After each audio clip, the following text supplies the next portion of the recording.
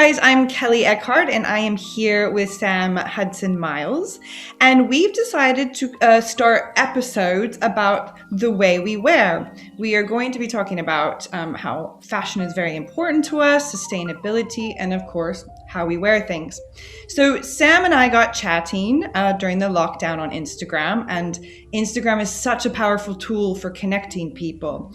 And both of us really want to use the power of Instagram in a very positive way. And because we're both so much in love with fashion, we've decided, let's start talking about it. So Sam has been a designer. She's been teaching anything and everything about fashion, but also incorporating sustainability in her work.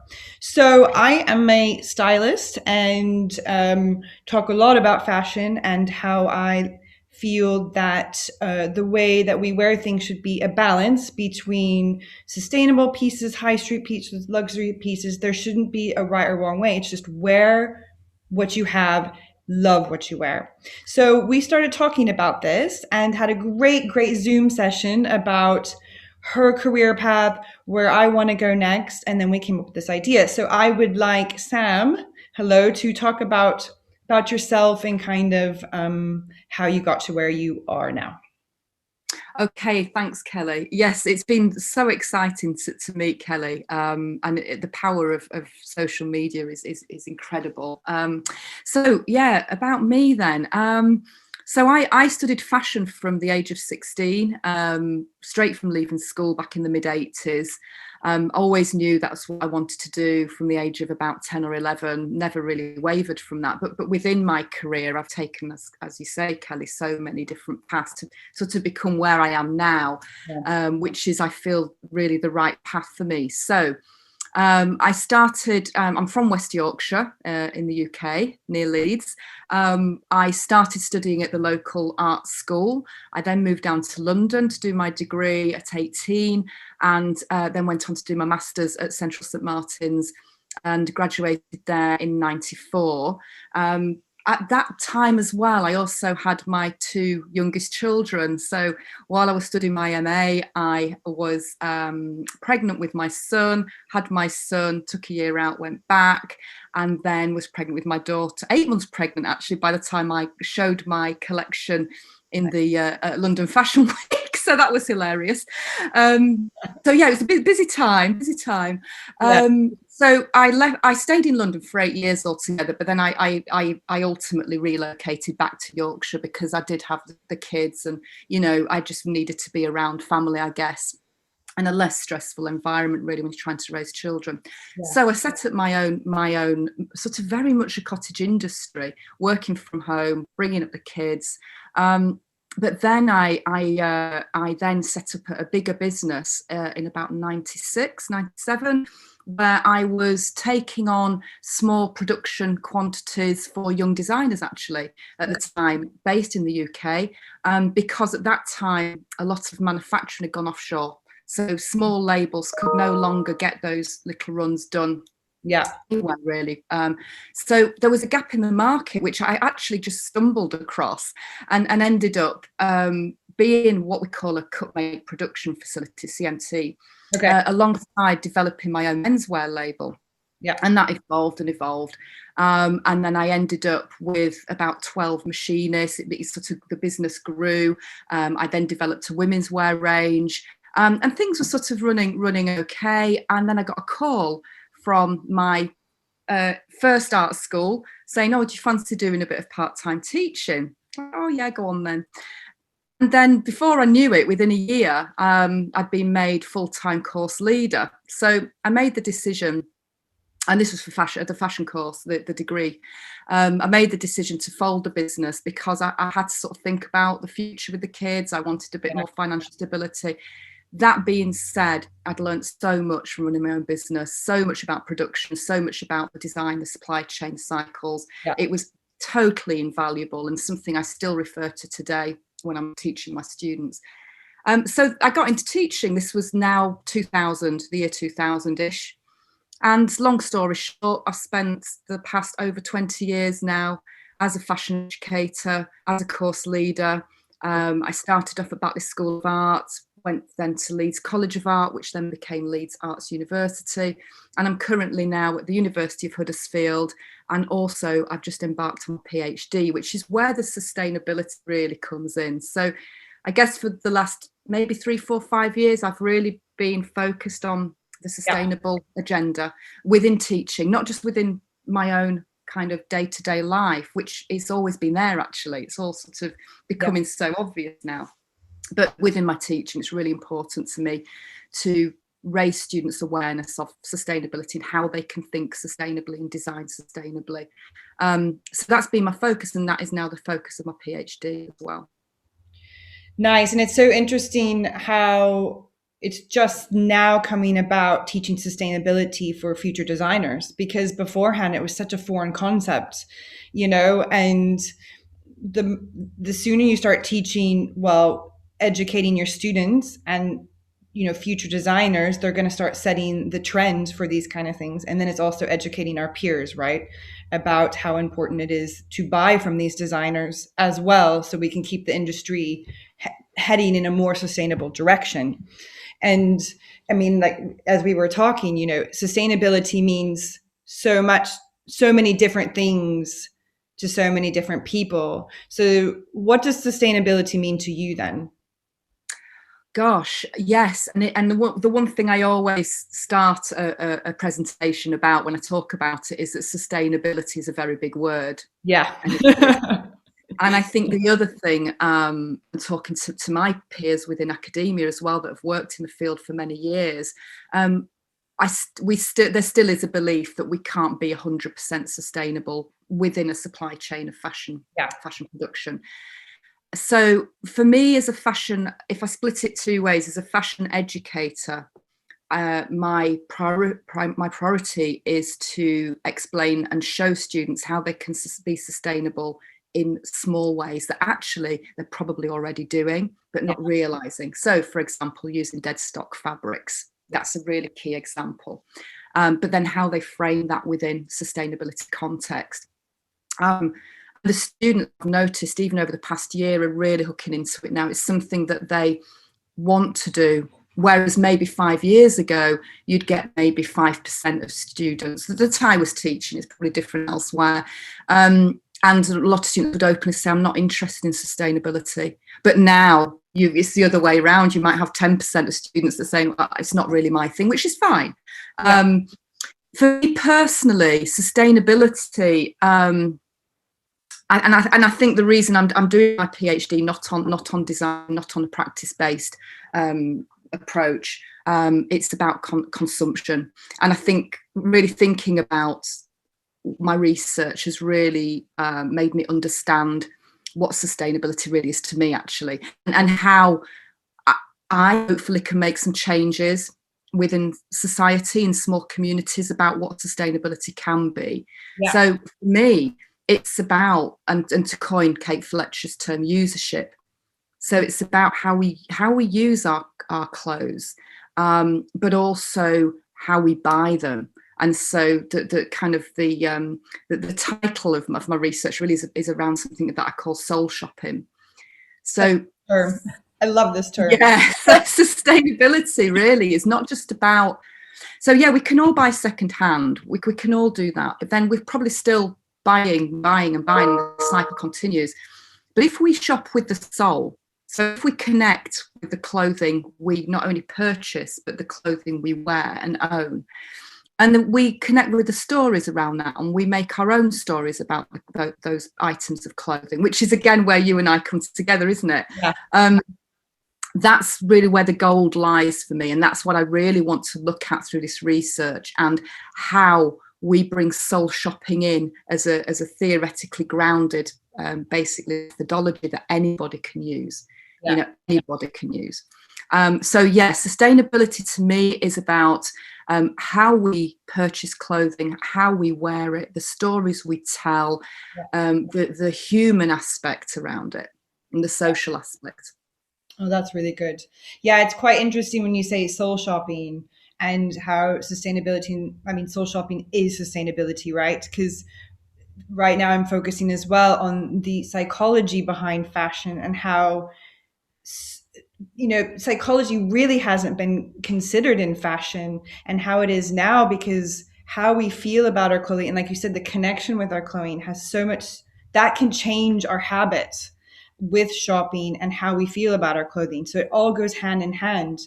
And the more connection we have with our clothing, the more you're going to wear it, it's going to make you feel good, and also your buying habits.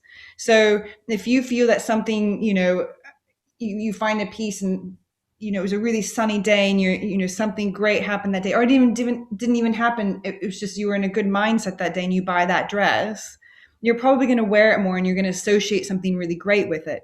And so that leads to less shopping, wanting to have more of an emotional connection with things, and that already is setting the way for a more sustainable shopping habits.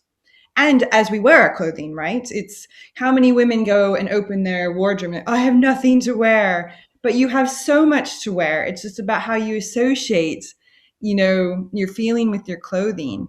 And also, sustainability for me is you got to walk into your closet like it's a brand, like it's a shop, and you just start shopping your wardrobe and putting pieces together and having a good time. It's how it's about your personal style. And once you have that style, then you also start to create a sustainable habit, because you're only going to stick to things that work for you. And and you're not going to start buying things just because you see it on an influencer. I mean, that's great that you're influenced by that person, but hopefully in a sustainable way. So yeah. Yeah, and that's a really great point, because I've got probably 30 years worth of clothing, because I do sort of recycle my clothes, but I do keep a lot as well, Yeah. because I'm very much like you. I don't have a particular uniform. I'm quite eclectic, and it depends on my mood and depends how I'm feeling about my body at the time, especially the age I am now. Sometimes I'm like, so I keep a lot of stuff. But what I do is I catalogue it, so it's easy to find. So nice. I think I'm guilty for this. I will sometimes say, God, I've got nothing to wear, and I have got so much stuff. But what I do is I section it out, so I arrange it and organise it, so I know exactly where it's going to be, and I rotate my wardrobe as well. So when the seasons change, or we talk about influences, I look on the Vogue Runway app a lot, and collections come up, and I'm like, I'll be inspired by something. Yeah. And so it makes you think of your wardrobe. You don't go out and buy that thing necessarily, but you think, oh, I've got something like that. And it makes you think about your wardrobe in an entirely different way. And I think an example of that recently for me was Valentino's Spring 21 collection, and just the colours. And I have been wearing black for so long now, and I've been liking wearing black, I think it's cool. But suddenly I'm like, oh no, I'm loving these kind of really bright pastels, these sort of intense sort of sugared almonds, and I'm just there, but with a neutral. And polar necks, roll necks. So I've been buying a few coloured roll necks off eBay for like £2, obviously secondhand. And it's just going to convert my pieces that I've probably been sat. Things like wide leg trousers. I haven't been wearing wide leg trousers for a few years now. Yeah. Suddenly they're out. Yeah. Now the other thing is because my body shape has actually changed quite a bit over the last few years. So I'm putting things on. If I haven't worn it for 4 years, it's like, oh, it's not fitting. Yeah. But rather than either I'll sell it on, or donate it to charity, so that circular economy is still going. Yeah. All right, because I can I will alter it, make it fit. So it's not a case of it doesn't fit, it's going in the bin. It doesn't fit. Okay, what can I do with this? Exactly. That's such an important point, right? Because you've got to really think outside the box when it comes to your clothing, because reworking clothing is such an art form, and it's a really great way to also take something that might have been on the high street and make it your own. And that's the whole thing, is getting people used to the idea or thinking about the idea. Okay, this doesn't fit me anymore, or maybe I can add a cool panel, or I can turn these trousers into a skirt, and then I can do something funky with it, because clothes have so many different you can wear it in so many different ways. There's so many options you can do with these pieces. If it's a dress doesn't fit you anymore, cut it off into a shirt or open it up and turn it into a robe. I mean, that's a really good point to encourage individuals to do that, to think outside of the box with their clothing, rework it. Just wear a dress over some trousers, Yeah. fabulous. Dress over jeans, it just changes the whole thing, doesn't it? Exactly. And then it also makes it, if you think about pieces, clothing pieces, and this is one of my mottos, take a piece, refine a piece, and see how many times you can wear it. Like how many outfits can you make with it? Is it versatile enough to where you could wear it as a dress, but then wear it over trousers, but then tie it up somehow, because that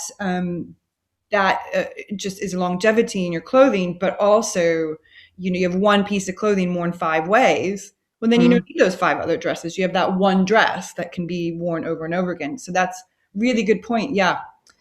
I think once you've got somewhat of a wardrobe together, and I guess you being a stylist, and obviously I've got a sense for fashion, it's sort of perhaps a little bit more intuitive for people like us, I guess. But once you start to build that wardrobe, it kind of, and you've got to keep a very open mind, haven't you? You've got to kind of keep looking at fashion, I think, looking at things to inspire you, or art even, Yeah. But what I do now is even, even though I set limits on what I spend per piece, and I've always been very thrifty, and that's just the way I am, and I always will be. So I do set limits on what I'll spend. So, and I always think now, if I do go shopping or I'm looking online or whatever, I will really ask myself now, do I really, really need that? Have I not got something in my wardrobe that I can use or that I might have forgotten about? Yeah. And I'll check, and then, and I think that's why sites such as eBay are quite good, because if you've got 6 days or 7 days on an auction, it gives you a bit of time to think about, and then you come back to it and you think, actually, no, I don't want that, or I don't need it. I was just having a flurry. And then you don't have to make a commitment. But what was interesting the other day was I recently bought some trainers off eBay, and they were about 12 quid. Really nice Air Max. Nice. Air Max 90s, which I love, but I tend to go for, like, the colours. Anyway, I look and I only set myself a limit. I won't go over a certain amount. I won't go over like 15 quid. No way. It doesn't matter how nice they are. And anyway, I bought these particular pair for £12, and I put it on Instagram. My eldest son, Hafiz, he said, "Oh, Mum, I can't believe you get all the best bargains. Oh God, you do my head in." He said, and I'm like, yeah, but the thing is, he said, "How do you do it? How do you do it?" And I said, "Well, the thing is, it takes patience. Yeah. It's sort of commitment. You've got to be looking all the time. You've got to have your saved searches. You've got to spend, Yeah. a bit of a sort of a day-to-day thing that you do if you want to get the bargains." And I set myself limits, and yes, I miss out on loads of really cool stuff, because for me, the beauty of buying fashion is lost when I'm paying what anyone else would pay.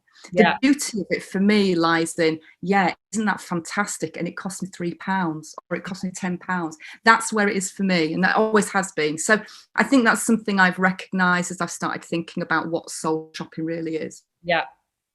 Nice. Yeah, I think for me, I mean, I've always been into thrifting because I'm from the US, and, we had the best shops ever. And, for me, it was really fun to go and dig because you could find these outfits that no one else was going to have. And then when I was studying fashion, I was making a lot of my own clothes. So that was another thing. And now as a stylist, it's really hard for me to get online, and especially my love for vintage, and pay these prices that some of these people are paying, because I know that I like the search, that I can get it for a lot less, right? I mean, I'm really glad that these vintage and secondhand shops exist, because not everyone is like us, that they're going to search and search and search, and they're going to have that patience to wait until they get that bargain and things. And this is where things like, this Instagram movement of secondhand and vintage is so wonderful, because for people that don't really know how to search either, they need kind of someone to tell them how to shop. They're brilliant because there are still recycling fashion, right? So yeah, I'm one that if there is something that's not vintage or secondhand and it is like new, like on the outnet or something, I wait for their like extra 30% off the sale thing, because you just know that like it's probably going to go down to that, but it is the patience like, no, please, please, please, before anyone gets it. But then I think if I miss it, then that's okay. I wasn't supposed to have it, right? Exactly. There's a lot of Exactly. I have a lot of clothes, so it's like, and I'm still trying to weed them out and try to sell them on, because if I'm not going to wear them or not going to you know upcycle them, then they need to go on to someone else. So yeah, I think that's quite an important thing. So as far as talking about our wardrobes go, we decided today that we wanted to share our favorite pair of trainers and like a favorite thing in our closet. I had done a post the other day on Instagram about having a relationship with your clothing, and I kind of did a list of things about myself, and I had mentioned I'm a trainers girl and I will wear trainers with a big ball gown. I just love a pair of trainers, which is so funny because before I moved to London, in the US, I had to drive everywhere. So I was a heel girl, like had beautiful heels, absolutely loved heels. And then I moved to London and my husband was like, maybe you should start wearing some trainers. And I'm like, I don't do trainers, I do heels. And then soon after walking all over the place in London, I became a trainer girl and now I don't have any heels. And I just love the look with a really fancy dress and then these amazing trainers. I think it's the coolest look. It's like this dress up, dress down. And for me, I love a comfy chic kind of look. So yeah, so we decided to share our favorite pair of trainers and a piece of clothing. So do you want to start with your pair of trainers, Sam? Yes. So, gosh, well, I'm the same. So I've always worn trainers. Always, always, always. And I sort of went through a period of wearing heels in maybe my mid to late 20s, but I just can't do it. I just need to be comfortable. I've got some beautiful vintage, again, like Gina Couture heels that I bought from charity shops Yeah. that I can't get rid of. Beautiful, but I probably won't wear. But then I'll use them for shoots, as within the sort of Yeah, exactly. styling work that we do at university or whatever. So I never get rid of them because they'll be gone then. And just one thing I just wanted to say, I never, ever, ever throw anything in the bin clothing wise. So yeah, even if something is broken beyond redemption, I will keep it because I will use the fabric that I can use for something else down the line. I just put it in the loft and reuse it. So I never throw anything away. So trainers, really tough decision because I'm really fickle. I changed my style. Like I'll have a favorite today and then another favorite next week. But going back to what I was saying to you about color. So I'm really, really feeling color at the moment. But with quite subdued tones. Okay. So I have chosen, I do have another favorite pair of trainers that will always be my favorite because they're a pair of Adidas Superstar high tops that I bought in New York in 1990. They are absolutely battered beyond. But I love them. I still love them. So I still got those. But I wanted to show these today. So these are the Nike Cortez. Nice. Love the now. color. Yeah, they're sort of they're a really kind of fluoro orange red, and they're actually made of like a nylon herringbone. Oh, cool. With white leather, the white leather tick, and then they've got like the suede here, and then obviously I love the kind of the sole. Now, the reason I bought these, I'm like you, I like a high top or a mid top, but I'm going the wrong way. There we go.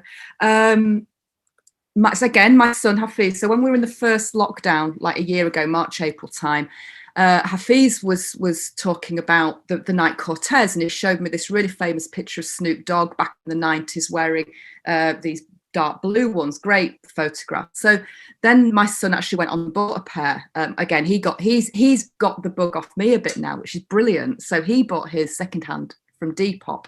Nice. So I'm like, yeah, I quite like that style. I've never done a Cortez. So I started looking on eBay just for a Cortez and saw these. and it said that they've been used, but I mean, they are pretty much like Yeah, new. they're like brand new. It's They're amazing. like brand new, and I won the bid, and I bought them for £15. Oh, that's So my brilliant. son was going through the roof and like, I can't, I pay £35 for mine, but mine aren't in as good condition as yours. But anyway, so he's sort of like thinking now, I'm gonna have to start getting into this a bit more. Yeah. So these are going to be worn as soon as the weather improves over here, with kind of, again, like you say, with a kind of old 501 straight leg, deep turn up, Yeah. press over. These shoes is an idea. Blazers, hoodies under blazer. This is another thing I'm starting to feel. Yes. So I'm really, because at the moment I'm just living in this big black goose down that I love, but I just want to start wearing my fashion again. I've got a great, Maharishi off eBay, Maharishi blazer with a beautiful orange embroidery on the back. Oh, Might be nice. next episode. So Yeah. yes. Oh, So amazing. they're the shoe. They're the shoe, and it's just riffing that colour for spring, you know, and that those sort of beautiful kind of bright colours. And I think also because we all need a little bit of joy now, don't we, in our lives? Completely. Yeah, absolutely. Okay, so Kelly, I'm super excited to hear about your trainers. Show and tell. So I have a lot of trainers. Um, yeah, when I like fall in love with something, I kind of just start collecting them. And same with shoes. I just used to collect heels, but I'm starting to get a lot better with buying one pair that I love and then wearing them all the time. So my trainer, so these aren't a no brand, they're Italian brand, and they're called Diamante 3. And never heard of them before. I was at a like pop-up art night at this thing in Frankfurt, and a lot of local artists and designers were selling their things. And so there's this agent there, and I walked on, I was like, oh my God, these are amazing. And I was kind of being careful with money at the time, so I wasn't sure if I should buy them, but I literally fell in love. And I already knew that I was going to get them anyways. And so I said, no, no, no, I'm going to wait. I'm going to wait. And then I ended up chatting and being quite friendly with the girls that ran the store. And so we started following each other on Instagram. And then I messaged them back and I said, right, I really need to get these shoes. Do you still have them? Do you have them in my size? They fit perfectly. They're super comfortable. And I said, yeah, yeah, yeah. She's like, oh, that's great, because now I can meet you for a coffee and we can have a chat, and then we can exchange the shoes. And yeah, and I think I've had them, well, since I moved to Frankfurt, 2.5 years. They're still in great condition, and I love the fact that you can customize them if you want. So, and they're my go-to. I mean, I will wear these with a pink dress. I mean, for me, if I like something, they just will keep getting worn and worn and worn, and color clash doesn't matter. So, yeah, so this one, I have one other pair that like are my favorite that I bought secondhand, some leopard print Nikes that are just absolutely great. I mean, clearly I love leopard print. If you look at my Instagram, my shoes, my child, we're a little bit obsessed. So. And yeah, and these have been worn many times with puffy dresses. They're kind of my go-to with a puffy dress. And I just love also midi dresses. They just kind of fall right where the shoe begins, and I just think it's like such a cool look. And the nice thing too is, you're comfortable. The one thing I hate about fashion or trends is being uncomfortable. If I'm not comfortable, then I'm not going to feel like myself. So, and this is where trainers come in. I feel like I can walk if I need to, and then I just feel cool. It's like, oh, sorry, that's I just feel like, yeah, I feel quite cool in trainers. So these are my top, and I'll continue to buy these probably for the rest of my life. So if they ever decide not to continue on, I'm gonna have to buy like 3 pairs just to last me till I'm like 90 years old. So it's like I love those. I love they're such good quality. I love the cut at the back. And yeah, the use of materials there and the color, yeah, they're just so well designed. and it's funny Yeah, because I'm not so big on like a chunky. You can get some of the yeah, quite they're chunky quite chunky. heels, I like that. but for me, it's like a perfect. And when you put them on, they kind of remind me of like, I am a big harem trouser fan, and I quite like Mm, that mm, harem trouser with a hoodie with a blazer, like you mentioned earlier, and some really cool chunky kicks. yeah. It's quite a like Luxe Berlin look that I really like, and it's a little bit Rick Owens, how he kind of does this quite chunky. So for me, it's my version that I can afford of a Rick Owens kind of thing. So that's why I love it so I much. think as well I do like quite a chunky heel. I think with the Cortez that they're on the low side for me. Yeah. I just feel it gives you a little bit of stature, having just a bit of, not necessarily height, but a bit of stature. I do have some really high wedge trainers, some Stan Smiths that I got in the Yes, I south of love France. those. Amazing, but the thing is I can't wear them because when they're like a wedge heel, so when you look at the sole they're so narrow on the bottom, but Okay. I love them. But they're great because you feel quite dressed up, but like you say, I think trainers, you always feel really quite cool and a bit edgy with them, which Yeah, which I think is quite important. Yeah, yeah, I completely. love those, they're great. Yeah. And so now that we've talked about our trainers, tell me your favorite piece in your wardrobe, or has been in your Well, wardrobe. yeah, I mean, this again is just like so difficult, isn't it? It This, I is, think I isn't love it? everything We were I watch. talking about. I was like, oh Now God, I was, how long have yeah, we that's been really. here for? But I was going to do this, but I thought, no, I'll wear this, and I'll send some photographs of it. This is the Gucci girl dress, and we can talk about this perhaps another time. Yes, yes, yes, yes. This is probably the one with the story that that I'd like to share at some point. But I just had this thought last night about my wedding dress, which I just think the story around that, but also I read an article recently. In fact, my husband showed me it. About how buying secondhand wedding dresses is now the new big thing. And I'm thinking, Yeah, well, I did that 5 years ago and didn't even give it a second thought. There was no way I was buying new. yeah, But I say it's really good that, this sort of circular economy, this recycling, this reusing is really kind of coming through on all different levels. So the wedding dress again, it's wrapped in tissue in the loft, but I do have photographs of it. So right. we'll share. I mean, it's just amazing. So we'd been to some wedding dress shops, some local wedding dress shops, looked at the dresses, and being a fashion designer and knowing how much things are worth, the cheapest dress was like $1,000 and it was Yeah, hideous. And I'm not wearing that, and it had manufacturing faults in it. And I'm like, it just did not sit within my paradigm at all. I'm like, yeah, what am I going to do? And I think also what was really funny is when we were looking for wedding dresses, my husband husband to be, obviously at that time, came with me. And there's this, I don't know about whether you know this, coming from America, but in England, there's this culture around your husband should not see you in your wedding dress before the wedding day. yeah. It's like, oh, whatever. So I was trailing around these shops, and everyone was like, oh, this is a really bad omen. Why are you bringing him in here? So that put me off as well. Anyway, one day, it was April, I think, we're getting married in the July.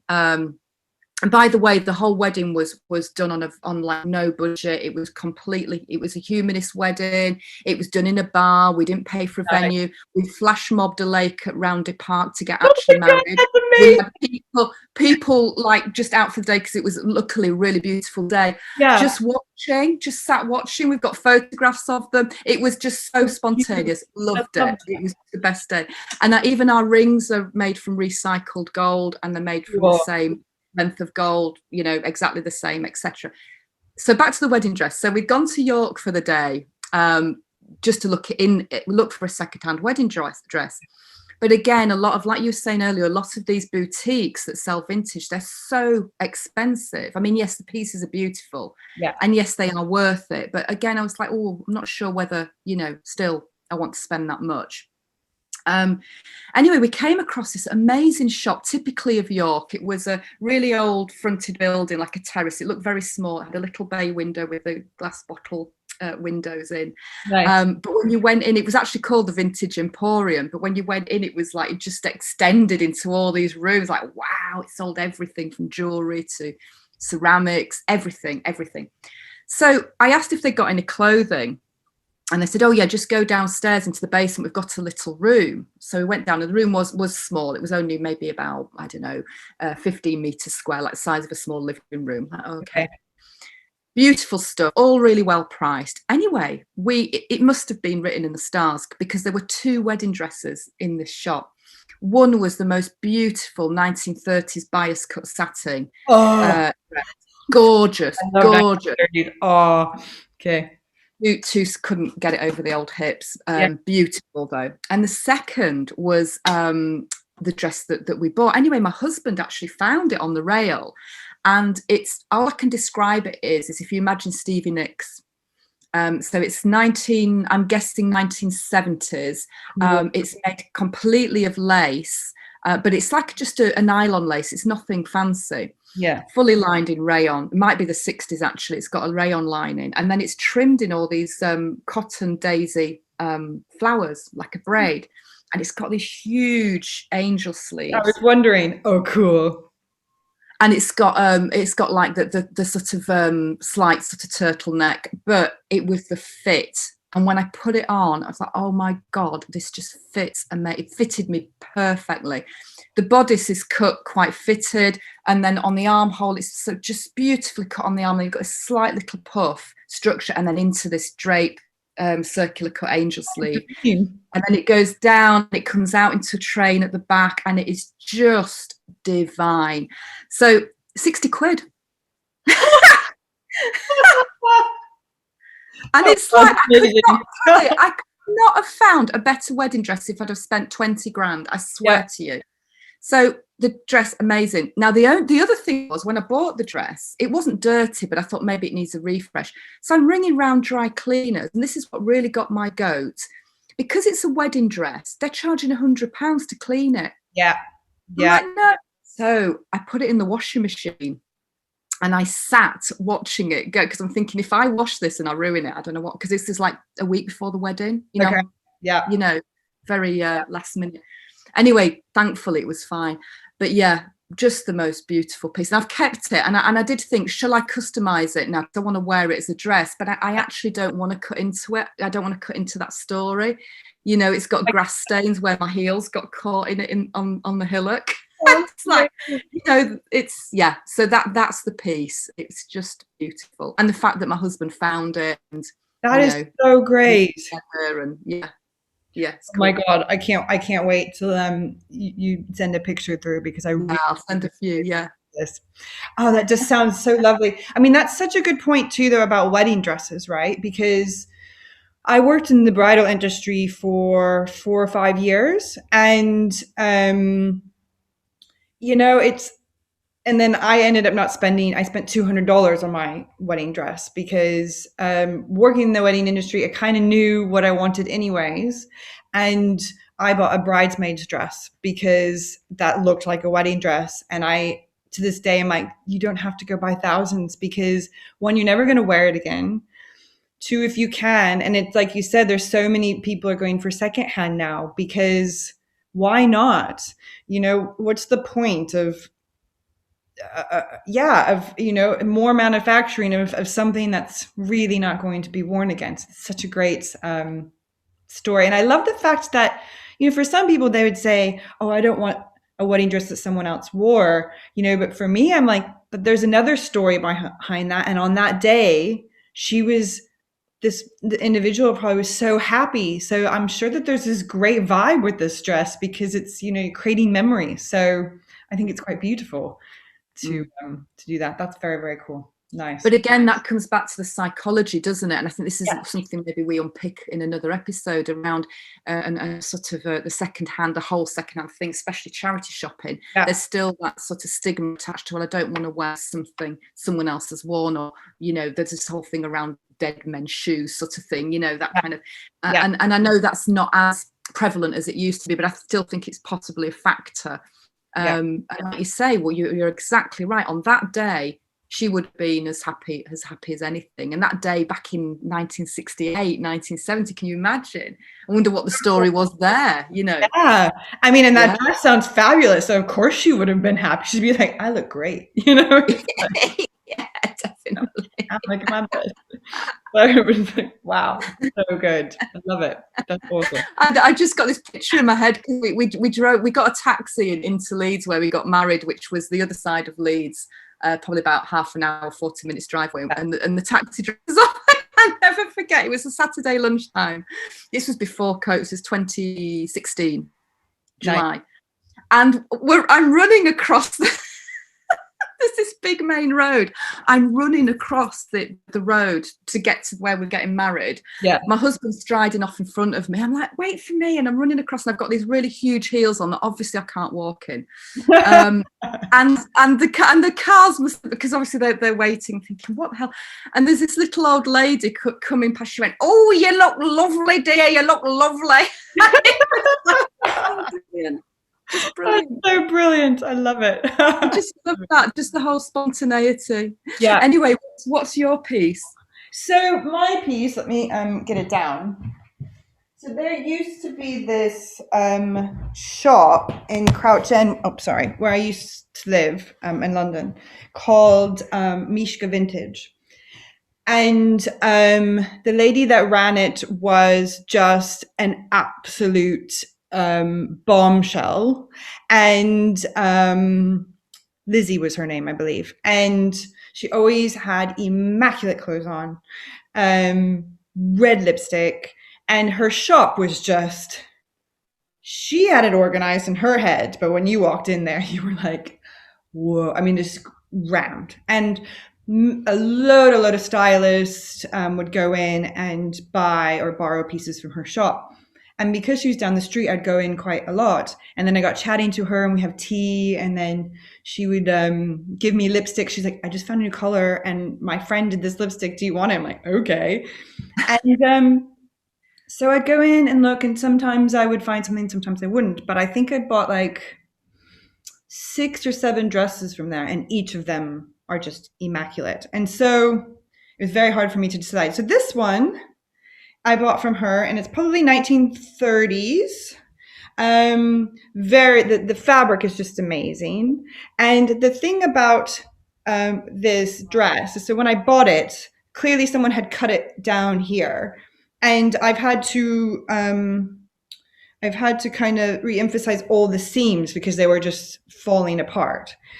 But I love this dress because it's pretty much falling apart. And there's, for me, wearing something with holes or uneven seams, or, I mean, this was completely handmade. I mean, everything in this dress, there is nothing, manufactured by this in any way. And so I love it because, one, there's probably an amazing history to this. I don't know what it is, but I'd like to think, this woman wore this fabulous hat and some really great heels and some red lipstick, and she was going out for a drink or going out for a dance. And the way that I wear it is with like a grungy t-shirt or band t-shirt underneath. And, well, your trainer. So it's like, and for me, the reason why vintage pieces are my favorite is, like we said, it's the story behind them, that even though you don't know it, you can make something up in your head. And then, one, you're not, you're lessening your own carbon footprint when you're buying something that's already there. And then you can add history to it. And then when Edith is old enough, my daughter, I'll pass it down to her, because I think there's this generational thing that needs to happen more. In some families it does. If you have a mother that had amazing pieces of clothing, keep those and pass them on. But because I didn't have that, I want to be able to do it for my child, and I want to teach her about quality. And most vintage pieces are their quality. It's even if it's handmade, they're made well. It's not this cheap crap that you get these days where the seams are uneven, or if the seam's uneven, it's because someone sewed it by hand and maybe they were learning, or whatever. So I mean, it was hard because I think all the pieces, I got a vintage Comme des Garçons sheer dress from her. I had this one dress that's completely backless that I still wear during the day with trainers, because also, I am a big advocate for don't save your fancy pieces for something special. Wear your beautiful vintage pieces or fancy pieces during the day. And especially now in lockdown, it's really important for us to feel good about ourselves. You know, this is the whole, psychology of fashion, which we will talk about another time, of, putting that little bit of effort and putting on that big puffy dress, even if it's just in the morning to kind of feel better. You're already raising your spirits, right? So, and I find too that vintage pieces, not all vintage pieces are beautiful, but when you find those golden tickets, um, yeah, I'm not going to stick it in a bag and have it hang in my closet. Maybe I'll stick it in a bag to preserve it, but I'm going to wear it. So, yeah, so that's this dress. The thing is I need to put it on again because I had to, reemphasize the hems. And so it's a little bit smaller now. So I'm like, trying really hard to get the hips in. So we need to figure It's that one out. gorgeous. Is it silk? It looks like Yeah. silk. So, Yeah, its colours are just yeah, it's gorgeous. really just, and so I have this old Coca-Cola t-shirt that's red that I sometimes Seen that, yes. I've seen you in that on Instagram. And I also have a Gani one that just says cherry across it or something. And I really like a pop of color with it because this is so beautiful and quite muted. It's quite nice to have something Yeah. bright with it. So, I mean, if I had the balls, it would even look beautiful with just, like a beautiful bra. But um, that's just not me. But I think it could be really nice like that. So yeah, it's so I think what you were saying about, and I think we've hit on some, and I think actually maybe the next episode we do on psychology, because so much, but when you were talking about the story, imagining, like you're saying, with that dress, she's got dressed up, she's got a lipstick, she's gone for a drink. It's like those sort of fantasy within fashion, isn't it? It's like your persona, you can not change your persona, but you can become, especially now, because we're all so just stuck indoors. You can put something on and almost imagine who wore this, because back then ladies did get dressed up, Yeah, and I think it just gets you out of your own head, doesn't it, and your own space. But they also agree with, don't save your beautiful dresses for best. I don't think that exists anymore. Wear them every day. And if it's cold, put something underneath, a polo neck, and trousers, leggings, whatever. And that's where versatility comes in, right? Because there's so many women that message me going, I have this dress, but I don't know how to wear it, or I'm not going to wear it because I'm not going anywhere. And I instantly say, no, don't do that.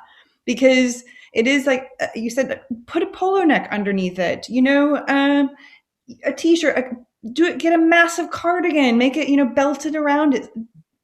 Do something like that, because then you'll buy that dress, and when you start thinking that way of how you can wear it every day, then you're going to wear it more. And it's the same with, I am not a believer in summer clothes and winter clothes. I believe that you can wear them all year round. Okay, fine. No, you're not going to wear your puffer in summer. Okay, it doesn't always go both ways. But a summer dress, you can stick jeans under it, you can put a long sleeve shirt under it, you can put a blazer over it. If you love it and it's a summer dress, but you want to wear it in winter and makes you feel good, then bloody wear it. This is sustainability as well. It's versatility within your wardrobe.